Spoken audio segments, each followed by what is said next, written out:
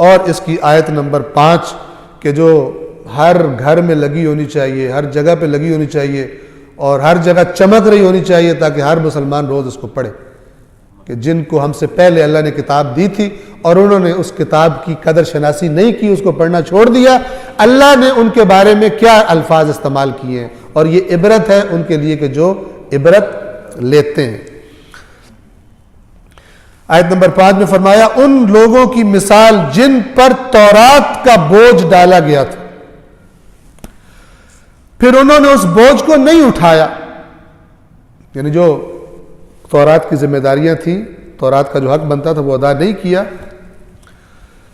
ان کی مثال اس گدھے کی طرح ہے جس پر کتابیں، قیمتی علم والی کتابیں لدی ہوں۔ کتنی بری ہے ان لوگوں کی مثال جنہوں نے اللہ کی نشانیوں کو جھٹلا دیا، یعنی یہ تورات کو چھوڑ دینا یہ جھٹلا دینے کے مترادف، کیونکہ جس پر انسان کو ایمان اور اس میں میرا کوئی فائدہ ہے اس کو تو چھوڑتا ہی نہیں ہے۔ جب مجھے پتا ہے میں فرض کرے میرے بچے کو انگلش پڑھنے میں فائدہ ہے تو میں تو اچھا سا ٹیوٹر لا کے رکھتا ہوں، پیسے کرتا ہوں، کیونکہ مجھے ایمان ہے، اس پر ایمان اس کو ایسے ٹرکایا ہوا۔ تو فرمایا جنہوں نے تورات کو چھوڑ دیا ان کی مثال اس گدھے کی طرح جس پر قیمتی علم والی کتابیں لدی ہو۔ کتنی بری مثال ہے ان لوگوں کی جنہوں نے اللہ کی نشانیوں کو جھٹلا دیا، اور اللہ ظالم قوم کی ہدایت نہیں کرتا۔ یہاں ظالم سے مراد تورات چھوڑ دینے والا ظلم ہے، یہاں ظالم سے مراد کوئی اور چیزیں نہیں ہیں۔